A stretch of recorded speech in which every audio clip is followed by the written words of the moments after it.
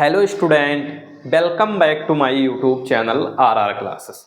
तो आज के वीडियो लेक्चर में हम क्लास 12th केमिस्ट्री में फार्मिक अम्ल वाले टॉपिक पर वाइवा क्वेश्चन देखने जा रहे हैं। अगर आपने क्लास 12th के केमिस्ट्री के चार्ट पेपर में फार्मिक अम्ल वाला टॉपिक बनाया है तो उससे रिलेटेड कौन से क्वेश्चन एग्जामिनर आपसे पूछेंगे, इन सभी चीज़ों का डिस्कस हम डिटेल में करने वाले हैं। तो अगर आपने अपने चार्ट पेपर में केमिस्ट्री के चार्ट पेपर में फॉर्मिक अम्ल वाला टॉपिक बनाया है तो सबसे पहला क्वेश्चन बन सकता है कि फॉर्मिक अम्ल का रासायनिक सूत्र बताइए। जितने भी क्वेश्चन फॉर्मिक अम्ल पर बन सकते हैं सारे क्वेश्चन हम लेकर आए हुए हैं। इन क्वेश्चन के अलावा भी जो क्वेश्चन बन सकते हैं सारे क्वेश्चन हम आपको बताएंगे। तो सबसे पहला क्वेश्चन है कि फॉर्मिक अम्ल का रासायनिक सूत्र बताइए।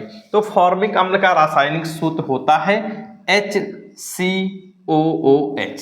ये अपने पास हो जाता है फॉर्मिक अम्ल का रासायनिक सूत्र। तो आपने केमिस्ट्री के चार्ट पेपर में चाहे जो टॉपिक बनाया है ये क्वेश्चन कॉमन है। अगर क्लोरोफॉर्म बनाया है तो क्लोरोफॉर्म का रासायनिक सूत्र, डाई एथिल ईथर बनाया है तो उसका रासायनिक सूत्र, यानी सबसे पहला क्वेश्चन यही बनेगा कि आप इसका रासायनिक सूत्र बताइए। तो फॉर्मिक अम्ल का रासायनिक सूत्र अपने पास होता है HCOOH।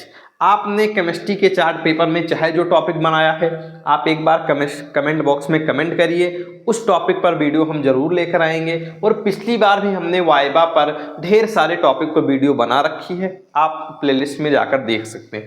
दूसरा क्वेश्चन है अपने पास कि फॉर्मिक अम्ल का क्रियात्मक समूह लिखिए। अब सबसे पहले क्रियात्मक समूह होता क्या है? तो क्रियात्मक समूह वो होता है जो किसी भी जो अपने पास मॉलिक्यूल होता है उसके पीछे जुड़कर उसके प्रॉपर्टी को निर्धारित करता है, यानी उसके गुण को बताता है। तो इसके पीछे अपने पास COOH जुड़ा हुआ है तो ये इसका हो जाएगा क्रियात्मक समूह। और COOH क्या होता है? अपने पास कार्बोक्सिलिक अम्ल होता है। तो ये जिसके पीछे जुड़ जाता है वो अपने पास कार्बोक्सिलिक अम्ल के ग्रुप का समूह हो जाता है। तो इसका क्रियात्मक समूह क्या हो जाएगा? COOH हो जाएगा। ये दूसरा क्वेश्चन है। अगला क्वेश्चन है अपने पास कि फॉर्मिक अम्ल का IUPAC नाम क्या होता है? मोस्ट इंपॉर्टेंट क्वेश्चन है कि इसका IUPAC नाम, जैसे जो क्वेश्चन वाइवा में पूछे जाते हैं वो मौखिक ही पूछे जाते हैं, तो मौखिक क्वेश्चन में ये सारे क्वेश्चन एकदम कॉमन क्वेश्चन है। तो इसका IUPAC नाम अपने पास होता है, क्या होता है? Methanoic acid. IUPAC नाम इसका हो जाएगा मेथेनोइक एसिड। जैसा कि आप लोग जानते हैं कि जब किसी भी पीछे उसके COOH जुड़ता है तो उसके पीछे जुड़ जाता है ओइक एसिड, और इसमें एक कार्बन है तो उसके लिए मेथ जुड़ जाएगा, तो इसका हो जाएगा मेथेनोइक एसिड। ठीक, ये हो जाएगा। अगला क्वेश्चन है अपने पास कि फॉर्मिक अम्ल का प्रयोगशाला विधि बताइए, कि आप इस जो फॉर्मिक अम्ल है इसको प्रयोगशाला में कैसे बनाएंगे। तो फॉर्मिक अम्ल बनाने के लिए सबसे पहले हम लेंगे, क्या लेंगे? ऑक्जेलिक एसिड लेंगे। ऑक्जेलिक एसिड को हम गर्म करेंगे 100 से 110 डिग्री सेल्सियस पर, तो अपने पास फॉर्मिक अम्ल बन जाएगा। तो हम यहाँ पे सबसे पहले लेंगे ऑक्जेलिक एसिड COOH और एक बॉन्ड के साथ जुड़ा होता है COOH। ये अपने पास क्या हो जाता है? Oxalic acid. इस ऑक्जेलिक एसिड को इस ऑक्जेलिक एसिड को हम क्या करेंगे? गर्म करेंगे। कैसे गर्म करेंगे? 100 से 110 केल्विन ताप पर गर्म करेंगे निर्जल ग्लिसरॉल के उपस्थिति में। तो तापमान कितना होना चाहिए? 100 से 110 डिग्री सेल्सियस। और किसके उपस्थिति में गर्म करेंगे? निर्जल ग्लिसरॉल। निर्जल ग्लिसरॉल की उपस्थिति में इसको हम गर्म करेंगे। तो अपने पास यहाँ बनेगा फॉर्मिक एसिड HCOOH प्लस में यहाँ बन जाएगा H2O, जो कि अपने पास जल निकल जाएगा। अब ये तो यहाँ अपने पास फॉर्मिक अम्ल बन गया। क्या बन गया? फॉर्मिक अम्ल बन गया। और इधर अपने पास जल का एक अणु निकल गया जो कि अपने पास H2O हो गया। तो इस तरीके से इसको हम कहाँ बनाएंगे, प्रयोगशाला में बनाएंगे। आप बता देंगे कि हाँ सर हम सबसे पहले क्या लेंगे, ऑक्जेलिक एसिड लेंगे। ऑक्जेलिक एसिड को हम क्या करेंगे, गर्म करेंगे। कितने डिग्री ताप पर गर्म करेंगे, 100 से 110 डिग्री ताप पर गर्म करेंगे निर्जल ग्लेस लावर की उपस्थिति में। तो अपने पास यहाँ मिलेगा फॉर्मिक अम्ल और प्लस में H2O मिल जाएगा। तो ये 4 मोस्ट इंपॉर्टेंट क्वेश्चन हो गए। अगला क्वेश्चन है अपने पास कि फॉर्मिक अम्ल का क्या करना है, अणुभार बताना है कि इसका अणुभार कितना होता है, इसको आपको बताना है। तो अणुभार बताने के लिए सबसे पहले आप इसका सूत्र लिखिए। सूत्र क्या है अपने पास, HCOOH। अब ध्यान से देखिए, हाइड्रोजन का कितना होता है परमाणु भार, 1 होता है, तो 1 हो जाएगा हाइड्रोजन का। प्लस में कार्बन का कितना होता है, 12 होता है। प्लस में ऑक्सीजन का अपने पास 16 होता है, 2 ऑक्सीजन है तो 16 गुणा 2 कर देंगे, और प्लस में 1 हाइड्रोजन है तो 1 कर देंगे। अब यहाँ ध्यान से देखिए, 12 और 1 13, 1 इधर 14 और 32 यहाँ है, 16 दूना 32, तो 32 4 36 और 10 46। तो इसका जो अपने पास हो जाएगा अणुभार वो हो जाएगा 46। एक बार हम कैमरे में चेक कर रहे हैं कि आपको नीचे का ये दिख रहा है अणुभार जो हमने निकाला है, दिख रहा है एकदम आसानी से। तो हमने सबसे पहले हाइड्रोजन का अणुभार लिख दिया जो कि हाइड्रोजन का 1 होता है। उसके बाद कार्बन का कितना होता है, 12, तो हमने 12 लिख दिया। ऑक्सीजन 2 ऑक्सीजन है अपने पास, ऑक्सीजन का 16 होता है तो 16 गुणा 2 हमने लिख दिया। फिर हाइड्रोजन का 1 होता है तो 1 लिख दिया, सभी को हमने जोड़ दिया तो अपने पास 46 आ गया। अगले क्वेश्चन की तरफ आगे बढ़ते हैं। अगला क्वेश्चन है अपने पास कि फॉर्मिक अम्ल के 2 उपयोग बताइए कि फॉर्मिक अम्ल का उपयोग हम कहाँ कहाँ करते हैं। तो सबसे पहला इसका उपयोग हम करते हैं फलों के संरक्षण में, यानी अगर कोई फल हम काफ़ी समय के लिए रखना चाहते हैं तो उसमें हम फॉर्मिक अम्ल डाल देते हैं जिससे उसकी सुरक्षा बनी रहती है। तो सबसे पहला है अपने पास फलों के संरक्षण में, फलों के संरक्षण में इसका उपयोग हम करते हैं फॉर्मिक अम्ल का। ठीक, दूसरा उपयोग हम इसका करते हैं कपड़ों को रंगीन करने में, यानी कि जब कपड़े में रंग चढ़ाया जाता है उसको रंगीन किया जाता है तो कपड़ों के रंगाई में इसका उपयोग हम करते हैं। जो कि ये 2 कॉमन उपयोग हैं कि फलों के संरक्षण में और दूसरा अपने पास कपड़ों के रंगाई में, कपड़ों के रंगाई में। अगले क्वेश्चन की तरफ आगे बढ़ते हैं। ये मोस्ट इंपॉर्टेंट क्वेश्चन है कि इसके उपयोग आपसे पूछे जा सकते हैं। अगला है अपने पास कि फॉर्मिक अम्ल के 2 भौतिक गुण बताइए। तो सबसे पहला भौतिक गुण इसका है कि इसकी जो गंध होती है वो तीक्ष्ण होती है, यानी अगर आपके नाक में जाएगी तो आपको थोड़ा जलन सा महसूस होगा, तीक्ष्ण लगेगी। तो सबसे पहला इसका भौतिक गुण है कि इसकी गंध तीक्ष्ण होती है, इसकी गंध तीक्ष्ण होती है। और दूसरा जो अपने पास इसका बन जाता है कि इसका गलनांक और कवथनांक पूछे जाते हैं। तो दूसरे भौतिक गुण में आप इसका गलनांक और कवथनांक बता सकते हैं कि हाँ सर इसका गलनांक कितना होता है।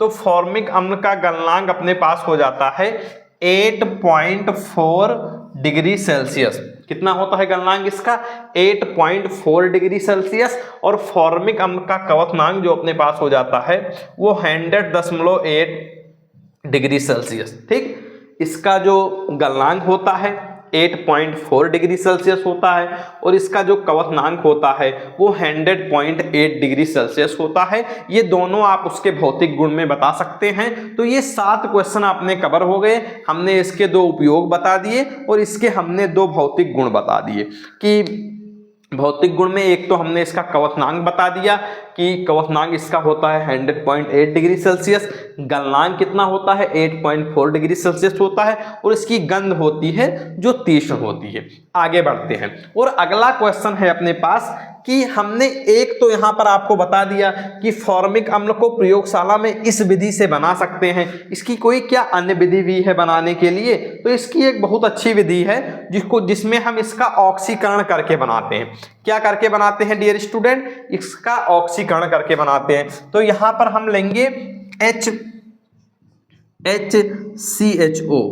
HCHO का क्या हम कराएंगे, ऑक्सीकरण कराएंगे।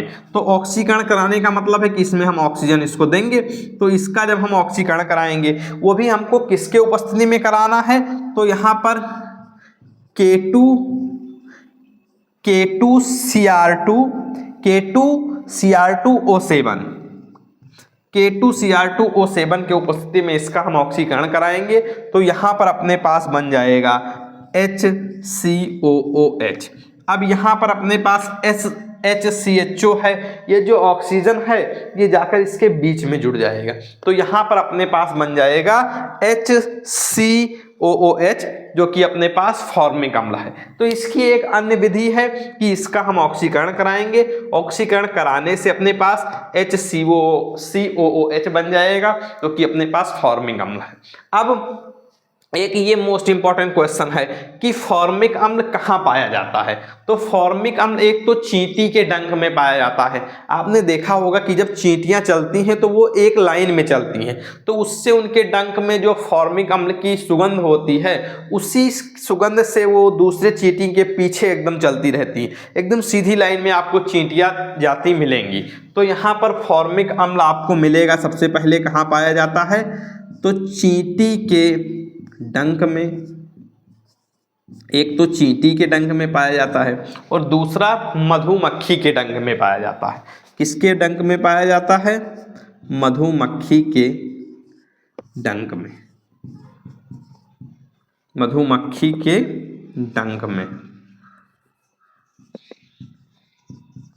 ठीक, आपने देखा होगा कि जब चींटियां आपको काटती हैं तो आपको जलन से महसूस होती है, तो जो ऐसे वो आपके हाथ में पैर में कहीं भी काटती हैं तो वहां पर वो फॉर्मिक अम्ल छोड़ देती हैं, जिससे आपको जलन महसूस होती है। अगला क्वेश्चन है आपको कि अम्ल किसे कहते हैं। आई होप कि आपको यह क्वेश्चन कैमरे में दिख रहा होगा कि अम्ल किसे कहते हैं, काफी मोस्ट इंपॉर्टेंट क्वेश्चन है। तो अम्ल आप बता देंगे कि सर वह पदार्थ जो जलीय विलयन में H+ आयन देते हैं, यानी अगर हम उसको जलीय विलयन में घोलते हैं तो वो H+ आयन देते हैं, तो वो अम्ल कहलाते हैं। अब इससे एक क्वेश्चन बनता है कि क्षार क्या होते हैं, तो वो पदार्थ जो जलीय विलयन में OH- आयन देते हैं उन्हें हम क्षार कहते हैं। हालांकि इसके ढेर सारे गुण हैं कि अम्ल वह होते हैं जो स्वाद में खट्टे होते हैं, नीले लिटमस पत्र को लाल कर देते हैं, लेकिन जो इसका सॉल्यूशन वाला विधि है उसमें यही बताएंगे कि सर हम अम्ल वह होते हैं जो कि जलीय विलयन में H+ आयन देते हैं। जैसे यहाँ पर आप देखिए एक अपने पास अम्ल है HCl, तो HCl को जब हम जलीय विलयन में तोड़े डालेंगे तो ये अपने पास H+ और Cl- आयनों में टूट जाएगा। दूसरा अपने पास हम फॉर्मिक अम्ल ले लेते हैं HCOOH, ये अपने पास फॉर्मिक अम्ल है, इसको जब हम जल में डालेंगे तो ये H+ और COOH- आयन में टूट जाएगा। तो ये अपने पास रहे वाइवा क्वेश्चन फॉर्मिक अम्ल पर। हमने सारे क्वेश्चन कवर किए हैं, जैसे 10 क्वेश्चन इधर हो गए, इधर हमने इसके गलनांक क्वथनांक बताए। तो ये सब बेसिक क्वेश्चन है, इन सभी क्वेश्चन को अगर अच्छे से आप तैयार करेंगे तो आपका वाइवा बहुत अच्छा जाएगा। और आपने अपने फिजिक्स, केमिस्ट्री, बायोलॉजी के चार्ट पेपर में चाहे जो टॉपिक बनाया है आप एक बार कमेंट बॉक्स में कमेंट करिए, उस टॉपिक पर वीडियो हम जरूर लेकर आएंगे। तो आई होप कि आपको यह वीडियो समझ में आ गई होगी। अगर आपको वीडियो समझ में आ गई है तो वीडियो को लाइक करिए, चैनल को सब्सक्राइब करिए, बेल आइकन को प्रेस करिए ताकि रोज आने वाले वीडियो की नोटिफिकेशन सबसे पहले आपके पास पहुंचे। मिलते हैं नेक्स्ट वीडियो में नेक्स्ट टॉपिक के साथ, तब तक के लिए बाय बाय, जय हिंद।